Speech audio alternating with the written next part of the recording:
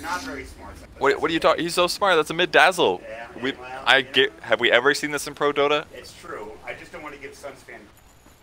All right, that's fine. Oh, they're moving their courier across the map. Oh, Could this be a Cluck Cluck? It's happening again. You want secret info, by the way. CCNC's current Steam name is Cluck Cluck. This could be the Cluck Cluck moment we've all been waiting for. Crit's already up here pretty much. He's going to drop a ward down as well. They need to be a little bit careful. CC is going to walk up. He starts out with a null talisman. He's a mid dazzle for sure. I mean, the Roche pit now in Optic. They're going to set up. Where's the courier though? It's waiting at the tier 2. It's considering to come in. That's actually something they can't smoke, so the ward will see it coming. And the other. Yeah. I mean, they could go in the pit anyways. But I think the crucial thing is that Optic's level 1 is way better than EG's. It's. Oh. Nice. And they move it in.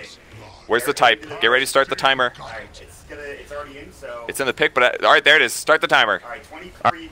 It was 23 in game. 24, 23. Started, so hopefully you've got this covered. They gotta go 21 seconds past the bounty rune spawn, and then they get the reward. Okay, good. I like how they're playing this. They're sitting really wide here. They're choosing Universe to flame here. They were not successful. They missed one hero flame in the previous game against Fear, so they got 21 seconds here. EG's kind of getting close here. I mean, the level 1 from Optic, like, so good. Yeah, I don't think they can give out. Maybe they have to crit John's in, which is, by the way, crit it's going to be huge. Optic, they only need to survive a few seconds longer, and that is going to do it. It looks like maybe try for the John, he can't even go in, and that's it. It looks like Optic will be successful. We should tell them as well. I think they're sure. DBD, a loose short gonna jump in. He might jump through, he decides against. Runs instead of the high ground here. Gonna no illusion. He drops a ward, which will almost get more than they have any use. They'll be correct. They're rotating mid now, and CC got Shadow Wave level 1, so then we're taking survivable, but getting trial-aid against here now. God. They are definitely. There's gonna be some all chat here, no matter what happens here. I'm curious how this Dazzle Core thing's gonna work out. He gets a 60 damage perk at 10. Then either Shadow Wave or Cast Range at 15. So hypothetically at 10, he could be pretty raw damage dealer. Maybe we'll see Deso, maybe a Medallion with Omni in trouble on the top lane though. He's getting a heal off here. Now they have a clear person, 3 seconds, good body blast track. There's the Ray Fire Blast, the person with all this up as well. There it is. They need more damage. He's got no purification to work with. It's on cooldown. Optic with 4 random lineup purge are going to get these. Ooh, there's the flame. There it is.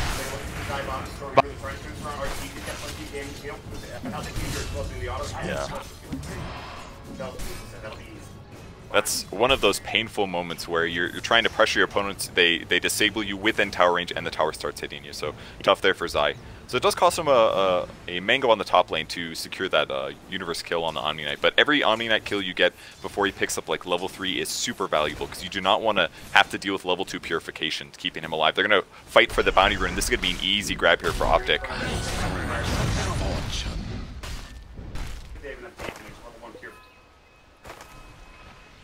I think they could have gotten him, but I think PPD wasn't 100% sure if he would have Repel, so he didn't go for the Ignite. But I think they could have worked him down. It just would have taken a lot of effort. Maybe just safer to back off.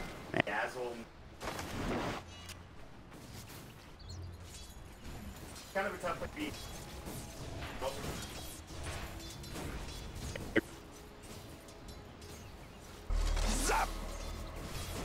I mean, it's not even a bad hero, really. Dazzle's high base damage. He can nuke with Shadow Wave, so he can actually be competitive against SF here. Can do some damage to crit.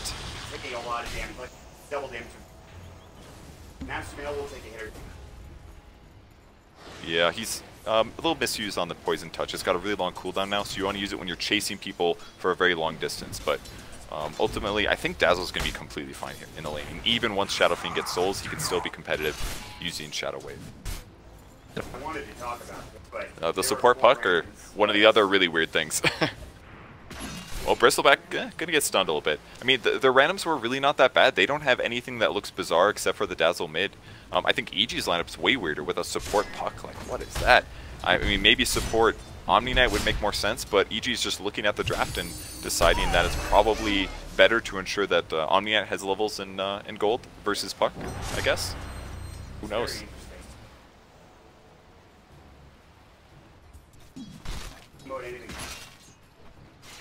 we've definitely seen that aspect so far. Especially game 1 was pretty crazy back and forth action. It's not that much. There's only 3 kills far. There's more action to get last game.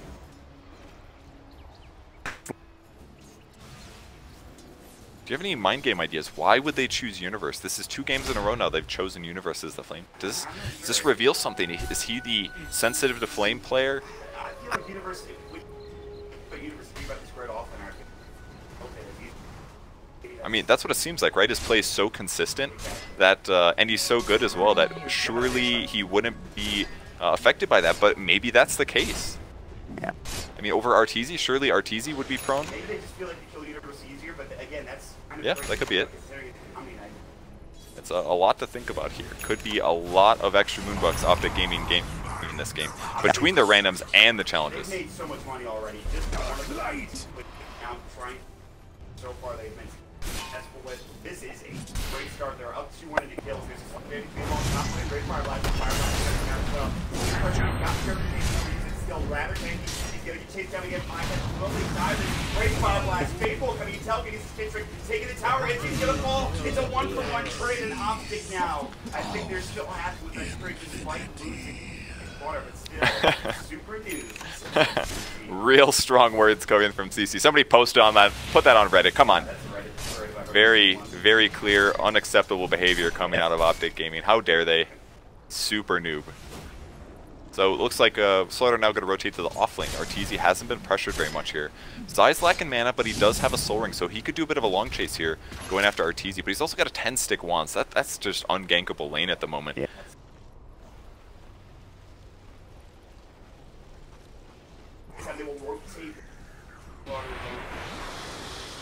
Well, yeah, it looks like CC is actually having a lot of trouble last hitting right now, but Sumail comes in. He's got to be careful. Yeah. And it looks like the SF does have just a commanding lead now because he can double raise way more often than Dazzle can actually do Shadow Waves. And he's actually going to max Shadow Poison first. Kind of an interesting option here. The duration goes up a lot, the cooldown goes down. It's just, it levels very, very well if you're a core. It's kind of what it's looking like.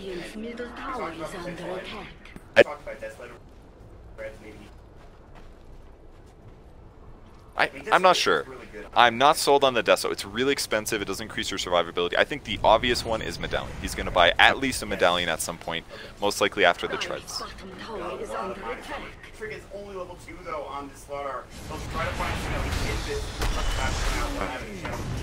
Let's try to take it. Nice thing through there. He's fire blast, range drop, block most of the damage. They'll drive the TPO. He's not going to make it. He will get dropped like Kid Drake in the last thing. There's one more auto tech doesn't drop. Now can he make it away? The Slaughter gets level 3 off of that. He's going to head to the north. He's going to head back to this top lane.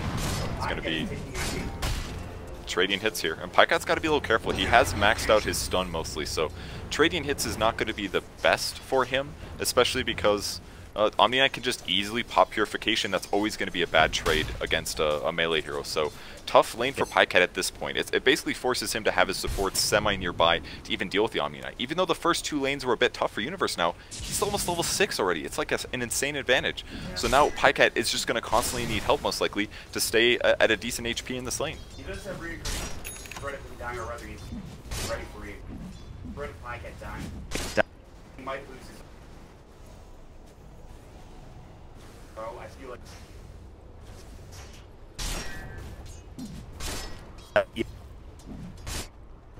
Easily. Like, the lifesteal is never going to offset what Purify provides in terms of like HP and damage swings. So it's a tough lane for Pycat at this point. You do not want to trade your reincarnation just to survive a death. You want to take a team fight or a gank where it's used to get you a kill at the least. Crit might take a little bit of pressure here. Will we see a stun? Nope. He's just trying to trade for runes, and he does end up grabbing the regen. Took some damage though, so it won't actually give him that much advantage.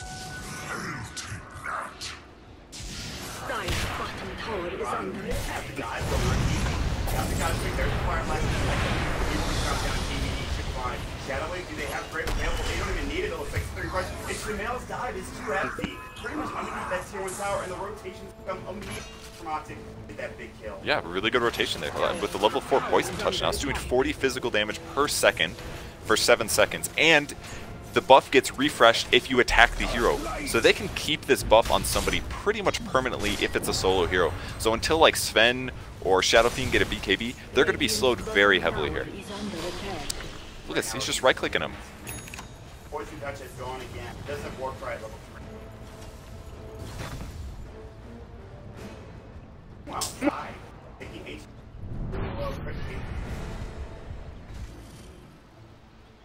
Dragon, I think Sai all of a sudden is now top in the net worth for his team. Yeah. Bristleback, when Stack sets. Yeah, it's a very normal thing to do on Bristleback, and it's going to be great for him to have this because he's like the one hero that can deal with the Shadow Fiend damage easily. I mean, imagine if you have Bristleback really tanky in the front line and he keeps hitting the heroes that get poison touched. And that's another change with Poison Touch. It's like a cone spell now. You can hit creeps with it. Yeah. You can hit multiple heroes. So if you have somebody tanky in the front line like Wraith King Bristleback, and maybe Wraith King goes like Armlet Radiance or something, or maybe Bristle gets Radiance, it's going to be really tough for EG to stop those heroes from running at him. Yeah. Meantime, bottom lane, we have 5 for CC. Crit is taking one. Johnson, Crit might just... What does that come out again or not? Yep. He'll be alright. It's going to run out. He'll be fine. He can TP if he really needs to. He'll actually even steal Bounty Rune. Kind of behind enemy line stuff, and he's still under leveled here. Doesn't have 6, or isn't even that close to 6, but we'll be able to escape here away from PPD. No problem.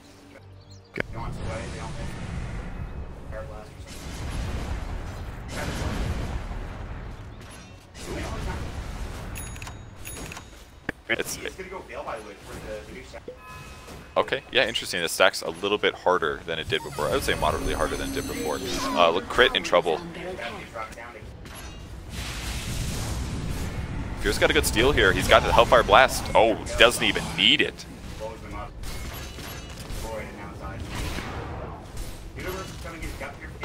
He's got phase 2. This is good.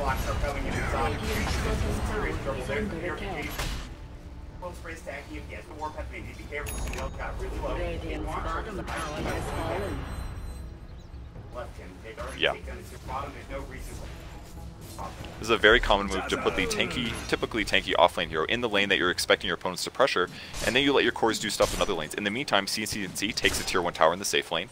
All of those EG heroes rotate to try to get a kill on the Bristle because of that overdive, but the smart thing was that Optic instantly ditched. As soon as they got that puck pressure and things didn't work out, everybody left, and Optic continued getting farm on the map. So they got a lot of advantage from that small moment of time. PPD's not fast enough. That's what the play is all about, is can you get the triple raise off on people in the early game now.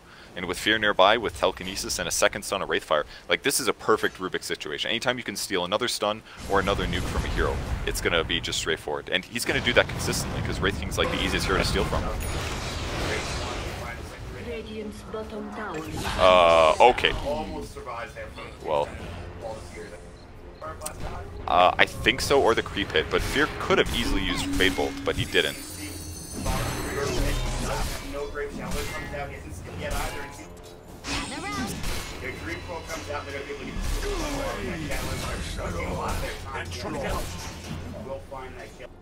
Yeah, really nice catch there. That's one of the tough things about split pushing on a hero like Dazzle is that you're not naturally tanky, you're not naturally survivable, and his only solution is basically to run faster than your opponents. And if you're by yourself, that's going to be too hard. PPD does pop a smoke nearby though, grabs the Slardar. Slardar is not 6 yet, but they're going to check the jungle for RTZ, and on the bright side, Dazzle did a pretty good amount of damage to him. They do see where he is.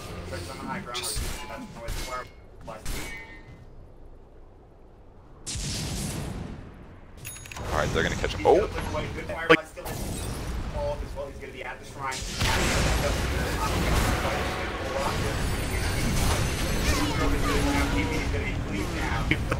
Double race on his eye, taking a lot of damage with his Vanguard. He has 13 Wanderers, he will back up for now, Shigano's still chasing him. Looks for auto attack him. You're gonna have to stroke counter. One more auto attack, one more race. He's got Raise Fire Blast, they get the kill. They're turning around, he might be nice. Still no Raise, Crit, Wayne rifted. He's got the True Claw on 5 ticks as well as Snell. Still chasing down the Raise, the auto attack damage from Crit. More than enough to get the kill. That is 3 dead for Optic. Diving too deep. trying to be around instantly. Really tough for OG, yeah, Optic Gaming for not having Grave. I feel like if they Grave the Bristleback there, that Bristle could get like at least 3 more quills off in that fight, maybe buy him some time to live, but with no Grave coming out, he just goes down right at the start of the fight and it becomes this chase down the opponent's thing. That's the thing about having tanky frontliners. They have to be alive and they have to be difficult to kill, otherwise it's going to be really tough for your team once one of them falls. So, a little bit rough there, but I can understand why CCNC hasn't bothered to skill it yet. He was, I'm sure, planning to do it at level 11, but maybe he should have sacrificed 1 skill point, another Poison Touch, or Shadow Wave to make that happen. He could use it on himself, he could have maybe used it in that situation as well. Yeah, like you mentioned. No, the big thing is, not only they fight, but they get all 2 pins. What's the green room doing again? Yeah, absolutely. He's top net worth, he's getting a little bit out of control. Pycat's not really able to catch up, but he's going to get into some fights now.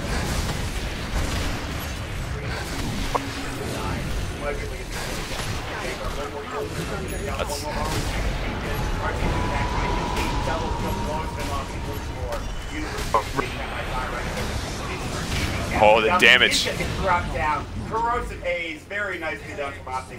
They will at least get that 1 big kill, but they will still lose 3, including Zion earlier. It was actually Weave that was lowering his armor that much. A huge bomb from Shadow Wave, and they got to defend this tier 1, but there's 3 alive heroes on EG, and they deal a lot more damage and in easier ways than a Dazzle and a Slardar together.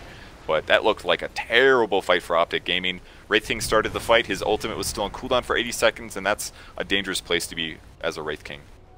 They equalized a little bit. It's a 2k advantage now for EG. Seems the puck pick is the definer of Midas mode so far. Expensive for a reason.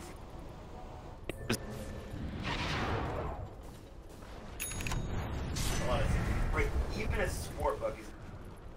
Yeah, and by the time he gets Blink Dagger, is this it? No, it isn't actually. He's going to go Tranquils first to give him a pseudo Blink Dagger. Alright. Just going to walk a little faster. Yeah. Fear as well, he's 3-0-3 right now. I mean, all the EG players have really good KDAs. The only person that's slightly struggling really is, what, Universe and Sumail, but it doesn't matter anymore. That was just the laning stage stuff. Like, his net worth is matching the Wraith Kings now, so Sumail doesn't care what happened in the early game. Yeah. Right where he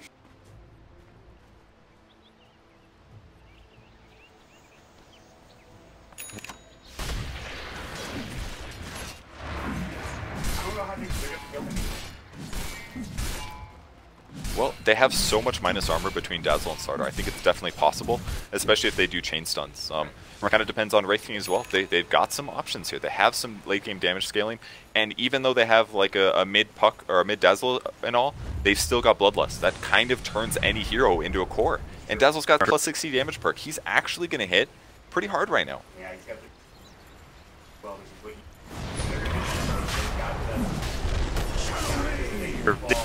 Real fast. Yeah.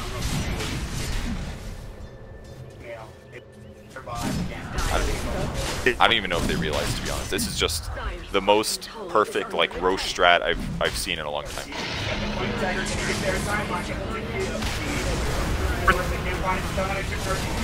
Oh, the damage!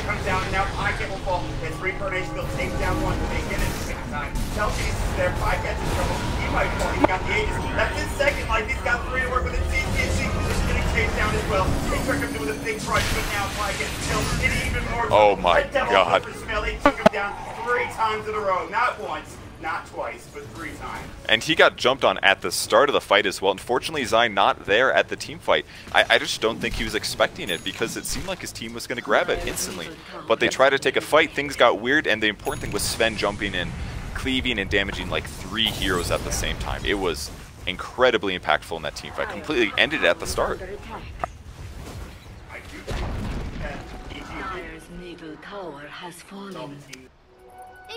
Yeah, I think you're right. And then disappearing, yeah. Dire's top tower is under attack. Yeah, and ultimately it works out for him though. Win a big team fight afterwards. 5k gold advantage now for the by far more traditional EG draft, except for the whole support fuck thing. And they've got to rely on somebody to win the team fights better. I think it's going to have to be Zai here. He's got a Vanguard and a Pipe picked up. He's very survivable at this point. Now he's just got to worry about raw armor, I think, and that's why he's going to go for a Solar Crest.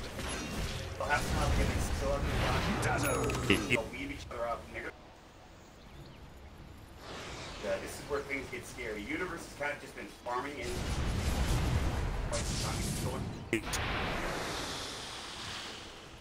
A lot of big items are. Yeah, on the bright side for Optic Gaming in the long run, Sven usually peaks around the 30-40 minutes or something like that. So if they go ultra late game, I feel like Wraith King could be extremely competitive with him, especially because he has a free lifesteal skill and a free crit skill. So it's like you kind of get 2 free items in the ultra late game. But getting to that point is going to be a little bit tough here for him.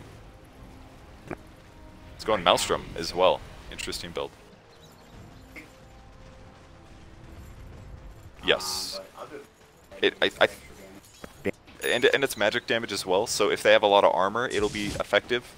You could also get lucky and do things like interrupt blinks with a lucky Maelstrom jump or something like that. So there's definitely some good things about it, but he still doesn't have very much mobility himself, and that can certainly be an issue. Other than Bloodlust, of course.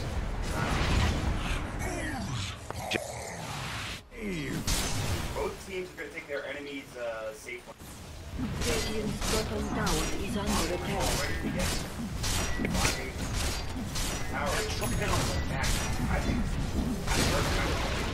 Radiant's bottom tower has fallen. No point to delay that for 5 seconds. They could save it for something more important here. Yeah. So Optic Gaming kind of still playing in the enemy jungle, similar as last game, but they don't have control of the other half of the map. So basically both teams just trading jungles at this point. But with Sumail being up here, I think there's a high chance he'll be able to take this tier 2 also, or pressure it. And with between BOTs and Blink Dagger, there's not the best lockdown of Optic Gaming. It's basically Slardar Blink, followed by whatever Ogre can follow up with. So that's a big advantage for them. Can they catch Fear, though? Okay.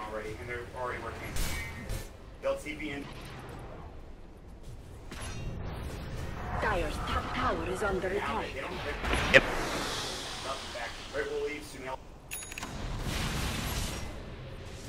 White chase.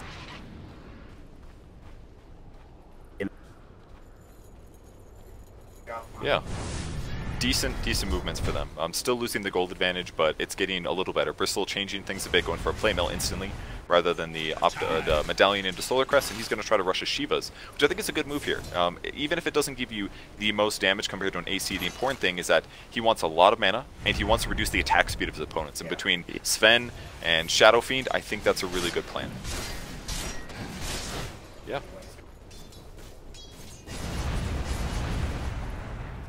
Yep.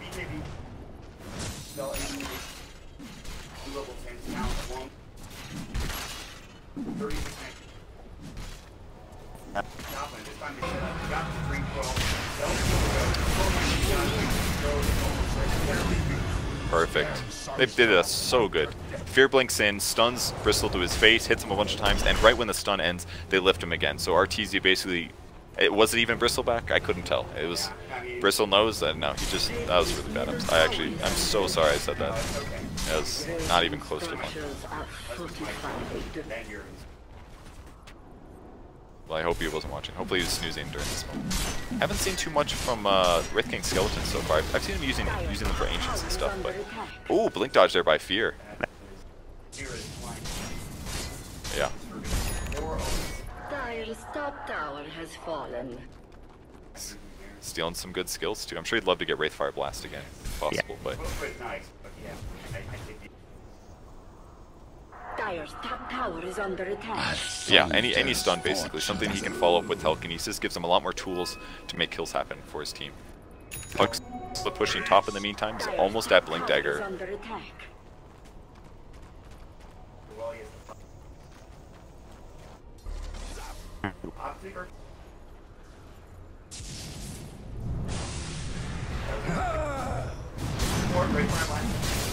Ooh.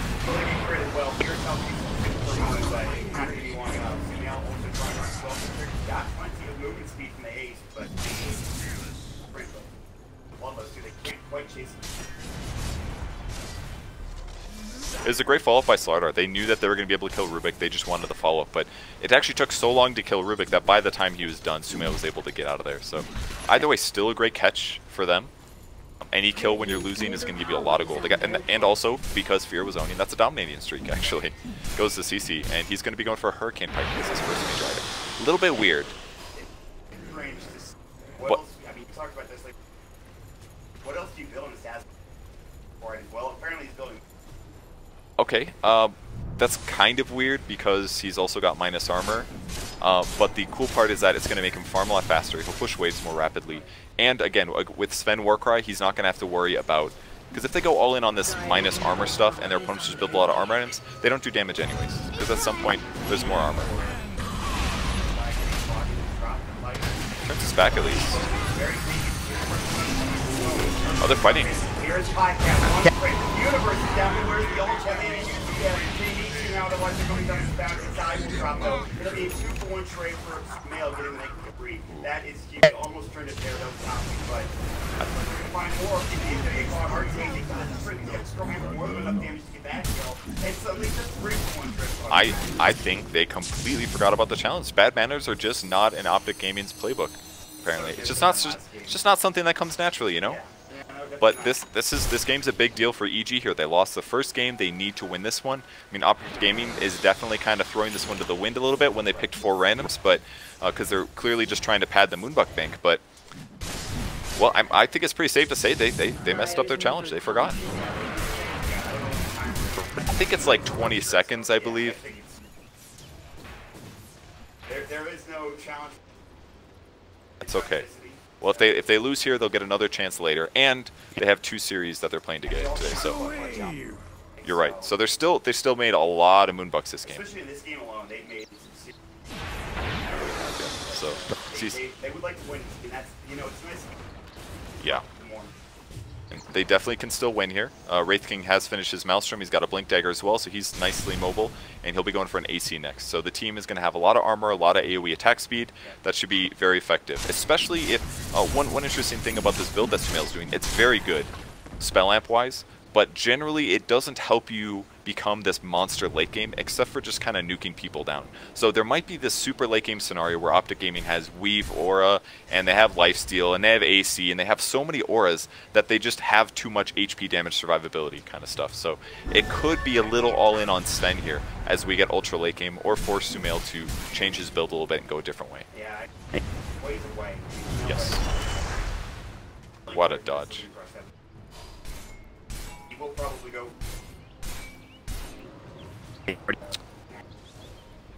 Yeah, most likely. The evasion's really good too, though.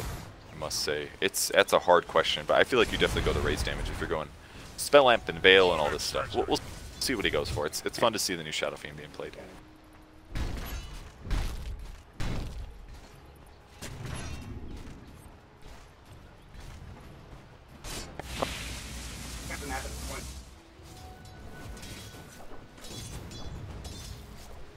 They're just farming across the map. Yeah.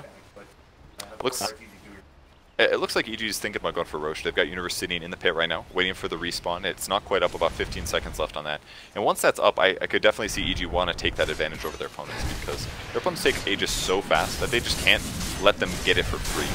It's more like, if they don't put effort into killing it, there's going to be an opportunity somewhere where Optic Gaming can spend 50 seconds, 30 seconds, whatever the timer is with the low armor to kill it. So they've got to be proactive here. They see it spawn, they may go for it now.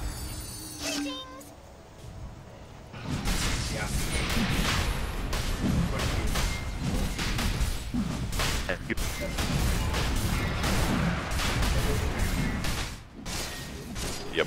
I mean, it's tough though. Their opponents have a big gold advantage. They're very mobile, very offensively mobile as well, so it's dangerous if they get on top of you. So I think that's just something that Optic Gaming has to put up with, unfortunately, for them.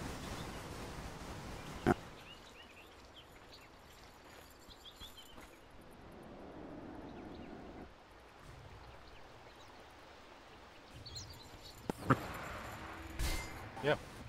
Yeah, I think it's just dangerous for Optic Gaming to even pressure that lane. I think they're kind of worried about the Shrine, among other things. And even pushing that lane, the only farm that's available to you is basically just the creep wave, once you get past your side of the map. So think it's just not a big priority here if they want to also gank. Because they've definitely done some pressure on Optic Gaming side. They're looking for core pickoffs in the enemy jungle, but it just hasn't quite worked out in their favor yet.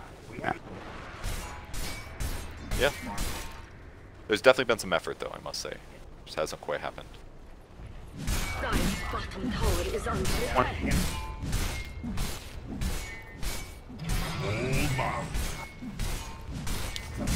Dire's structures are fortified. And Cheese and Aegis especially is the big one.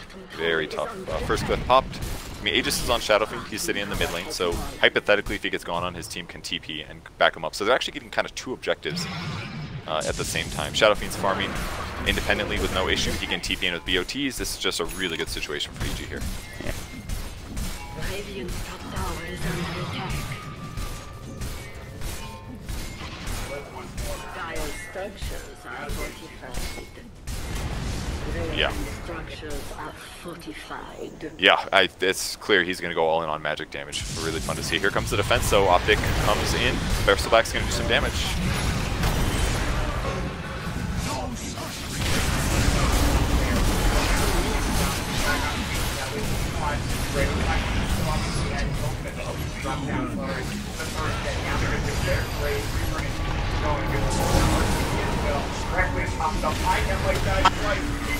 Oh, the stun!